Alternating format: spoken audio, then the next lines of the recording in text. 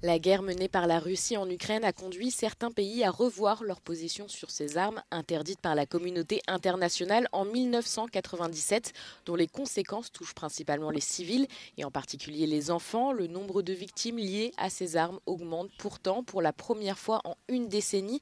L'Estonie, la Lettonie, la Lituanie, la Pologne et la Finlande ont fait part dans une déclaration commune de leur intention de se retirer de la Convention sur l'interdiction des mines antipersonnelles.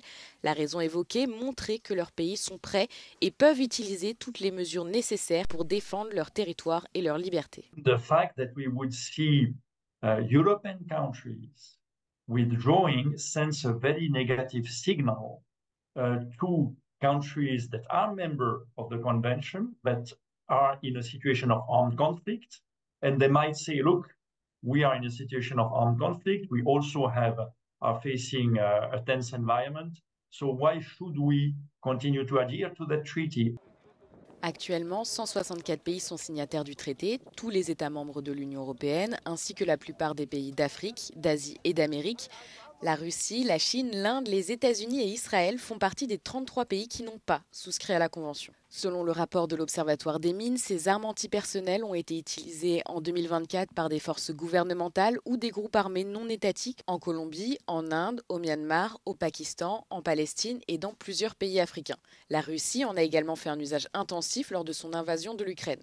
On estime qu'un tiers du sol ukrainien cache aujourd'hui des mines antipersonnelles, faisant de ce pays le territoire le plus miné au monde. Mais cela ne justifie pas que les pays de l'Union européenne répondent en nature, selon Gilles Carbonnier. International humanitarian law and humanitarian disarmament treaties apply precisely in exceptional circumstances of armed conflict, in the worst of circumstances. And international humanitarian does not rest on reciprocity because this would trigger a downward spiral.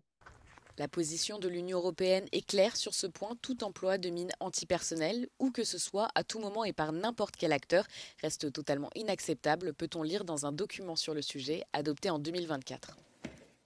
We have contributed over 174 million since 2023 to humanitarian mine action, including 97 million euros specifically for mine clearance. La Commission européenne s'est toutefois gardée de condamner les décisions des 5 États membres. Le Parlement a lui voté contre un amendement en ce sens.